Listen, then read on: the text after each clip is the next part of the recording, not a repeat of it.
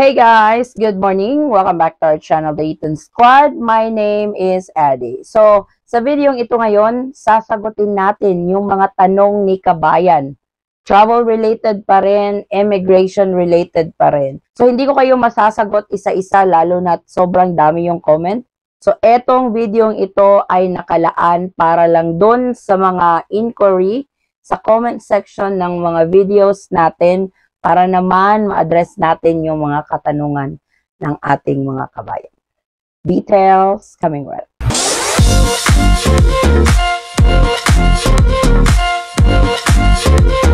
So medyo marami-rami din akong natatanggap na katanungan sa ating mga kabayan, lalo na kapag sila ay uuwi ng Pilipinas or palabas ng Pilipinas. Meron po tayong 10 question para sa video ito at sasagutin po natin yun isa-isa. Baka makarelate kayo sa mga questions na babasahin natin. Mag-tune in lang po at panoorin nyo po hanggang sa dulo yung video. Baka andito na yung kaparehong inquiry ninyo sa inyong pagbiyahe sa Pilipinas. So, ang una nating katanungan ay galing kay Ses. Sabi niya, Ma'am, good day. Ask ko lang, first time to go out po ng dual citizen ko na kapatid. Aside sa mga passport, ano pa mga need na requirements? Hahanapan pa ba siya ng hotel reservation or return ticket? Pero dual citizen po siya, so I guess karapatan niya ding hanapan ng ganon. So yung katanungan niya is, paalis ng Pilipinas yung kapatid niya, dual citizen. Yung tanong ko, paano po siya naging dual citizen dito sa Pilipinas? Ano po yung citizenship niya? Ang dual citizens kasi, kung kayo ay papasok ng Pilipinas, yung pasaporte nyo, yung ticket, yung e-travel. So, sa mga dual citizens, kung meron kayong foreign at Philippine passport, mas maganda. Pero kung wala naman kayong Philippine passport, pwede din yung gamitin yung inyong dual citizenship documents nung nag-oath taking kayo nung pag-reinstate ng inyong Filipino citizenship. So, ganun lang yung hahanapin. Konti na lang talaga yung mga requirements natin. Medyo nalito ako dun sa tanong ni Ma'am Ses, kasi hotel reservation, yung mga dokumento or mga requirements na nabanggit ninyo, para po yun sa mga tourist. So, kung yung kapatid nyo po is dual citizen, wala po masyadong dokumentong hinahanap. Galing naman kay Ma'am Maria Victoria. Hello ma'am, paano mo gawin para maging permanent resident ang foreigner na husband ko? Salamat. So, kung yung husband mo, Miss Maria, is for good na dito sa Pilipinas, pwede kayong mag-apply ng 13A visa sa pinakamalapit na Bureau of Immigration sa inyong area. So kami, Jensen kami, may Bureau of Immigration kami dito sa Jensen, pero hindi sila nagpa-process ng 13A.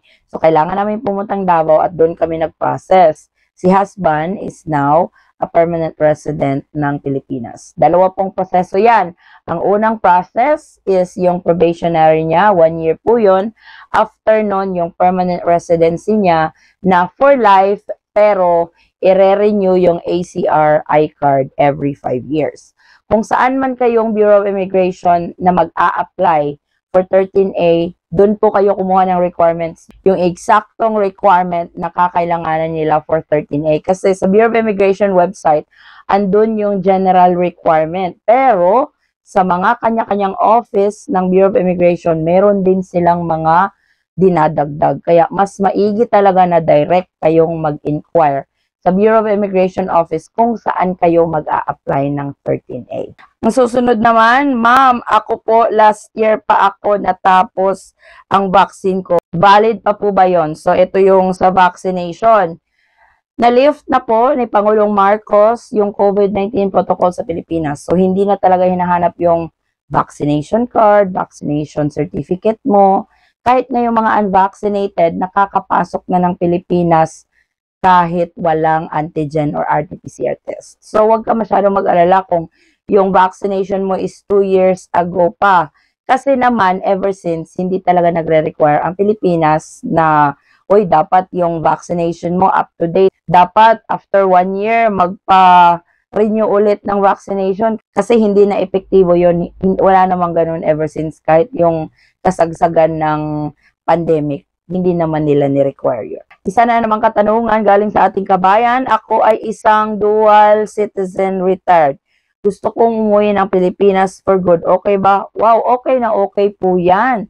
Kasi as a dual citizen, pwede kayong manatili or pwede kayong mag-for good dito sa Pilipinas without worrying na i-extend yung visa ninyo kasi Pinoy pa rin kayo. Kung dual kayo, dalawa po yung citizenship nyo. For example, ako, dual citizen po ako, citizen ako ng US, citizen pa rin ako ng Pilipinas. At medyo matagal-tagal na rin kami nanirahan dito sa Pilipinas at wala naman naging problema. Kapag bumabalik ako ng US, I'm just being honest sa immigration officer sa US, kung ilang taon akong wala sa US, wala namang problema kasi dual citizen ka.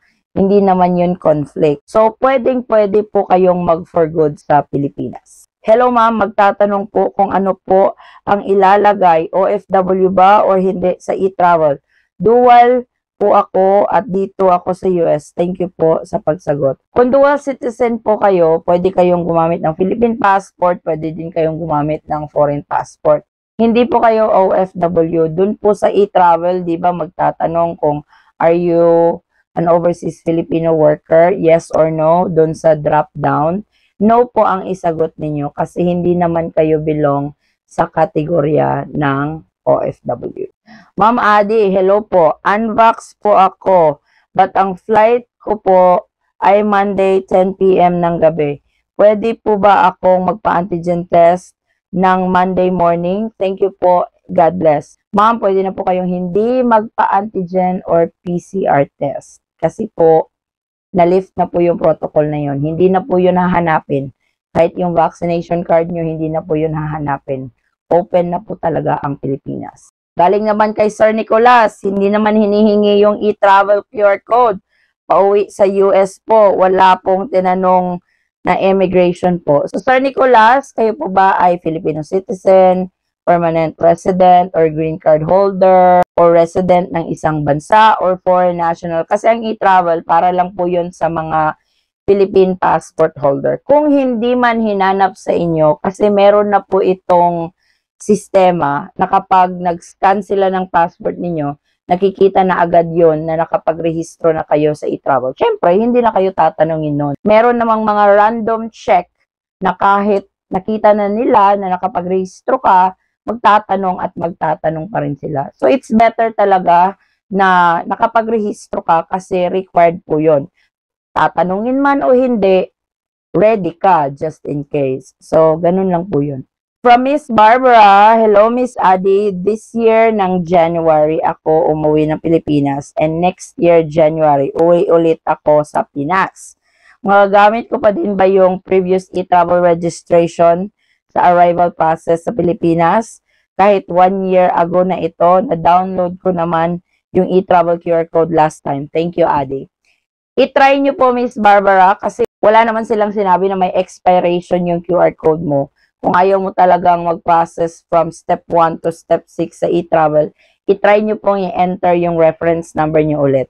Kung hindi talaga, pwede naman kayong gumawa ng bago kasi napakasimple na lang talagang magrehistro sa e-travel ngayon. Ang dami na nilang tinanggal doon with relates to COVID-19 protocol. So, inalis na nila yon, yung mga basic na lang talaga. At doon naman sa mga nagtatanong bakit hindi inaalis yung e-travel, pasensya na po, hindi po talaga nila aalisin yun kasi ito na po yung kapalit ng papel na pinifill upan nyo dati. Hello ma'am, good evening.